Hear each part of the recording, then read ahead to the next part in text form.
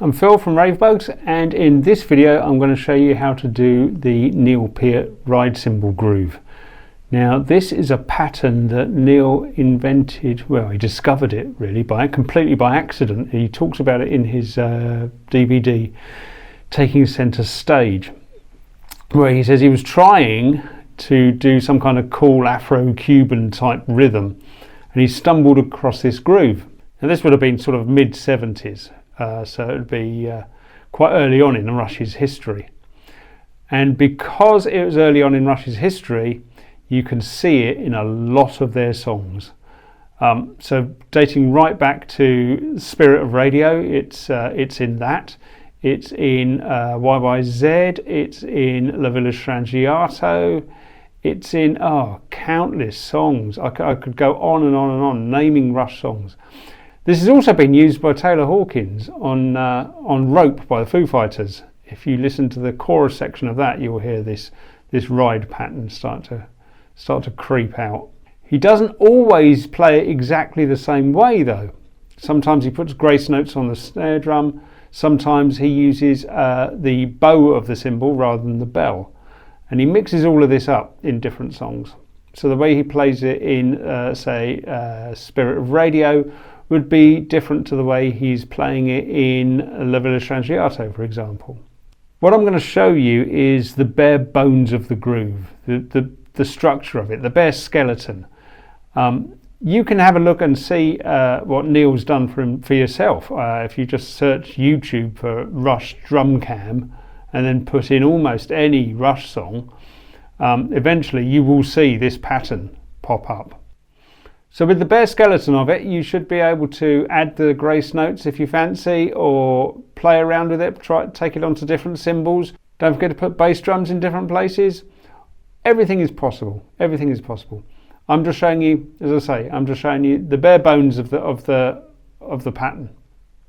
It's one of those patterns that once you've heard it, you'll start hearing it everywhere. Anyway, we'll start with a breakdown and we'll take it nice and slowly. And as I say, take as much or a little from this as you like. This is just to give you an idea of how to start to play with this. It's an amazing pattern.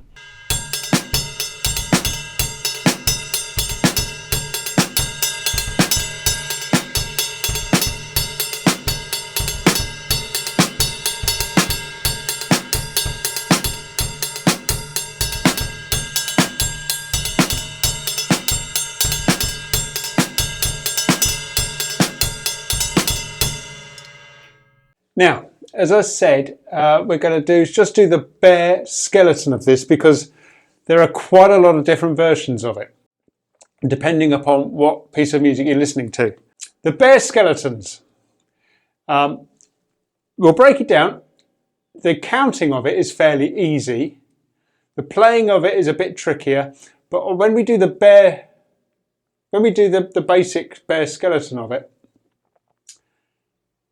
we're not going to do any of the grace notes or anything like that. So we're just going to get the feel for the pattern, and then you can take it away, practice it, and then develop the grace notes. See if you can copy some of Neil Peart's patterns, and take it away from there.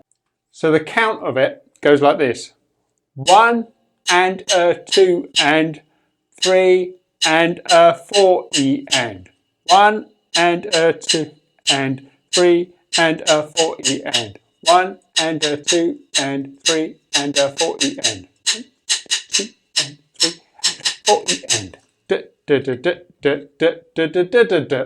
and when we play this, we're going to play the ride cymbal, and we're going to play it on the bell of the ride cymbal. That's this bit up here.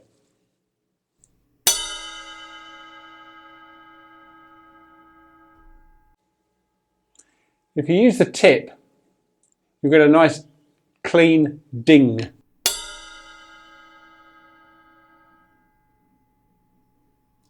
If you use the shoulder of the stick, you'll get a much rockier, much harsher sound.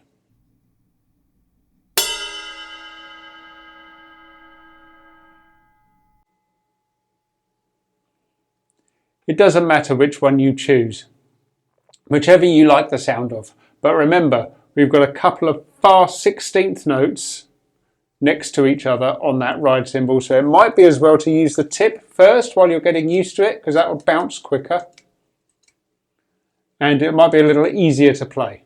So beat number 1, 1 and a. 1 has a ride cymbal and a bass drum, and a both on the ride cymbal.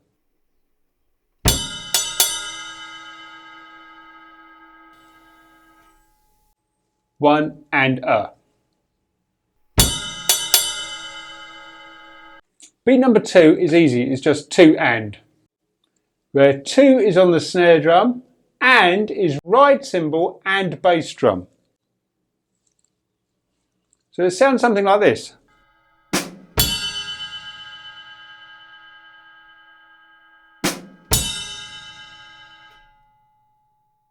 Beat 3, 3 and a. 3 is a ride cymbal and bass drum again, followed by 2, and then and a is 2 ride cymbals. So it goes 3 and a, bass, ride, ride. In fact, this is exactly the same as beat number 1.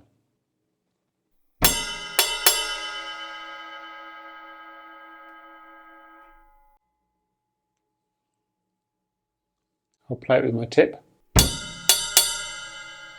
Beat number 4 is probably the most complicated of all the beats. 4 E and. 4 snare drum, E ride cymbal and ride cymbal and bass. So it goes 4 E and.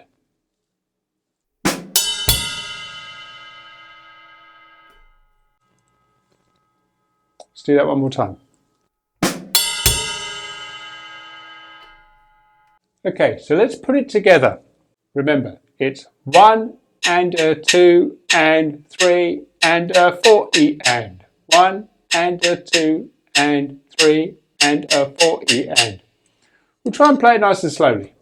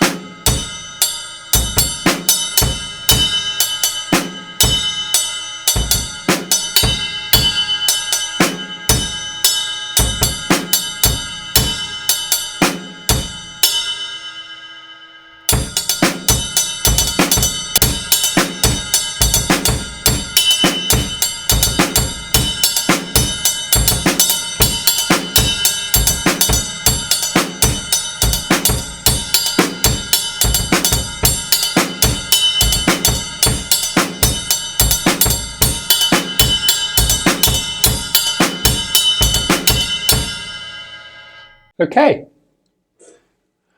that's playing it slowly and a little bit faster. Now let's look at some of the variations that Neil Peart puts in. He sometimes plays grace notes on his snare drum. Other times, he alternates some of the bells. So sometimes you get a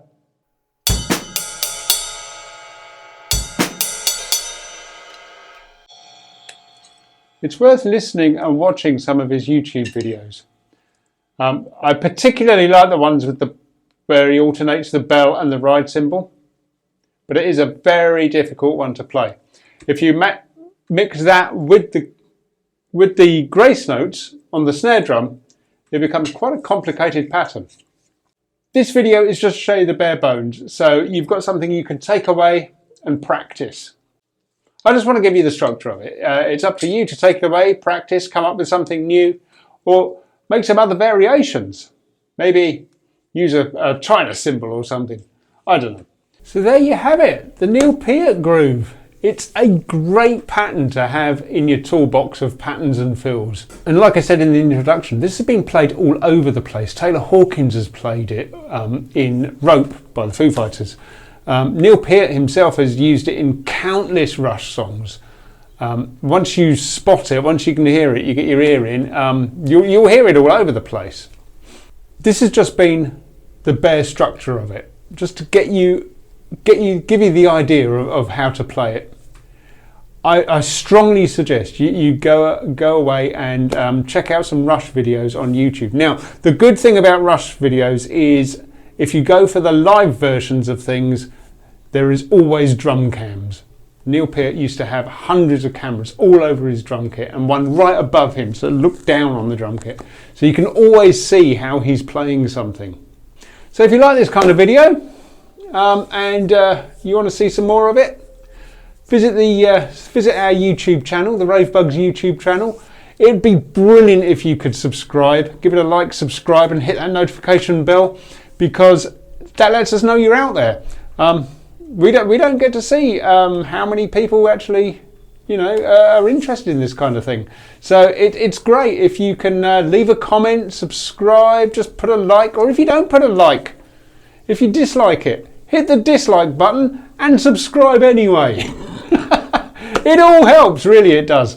Anyway, follow Ravebugs on Facebook, check out our YouTube channel. Please give us a like and subscribe, it'd be brilliant. I mean, we've got I think we've got 30 subscribers.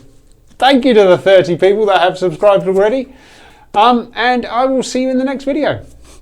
Bye.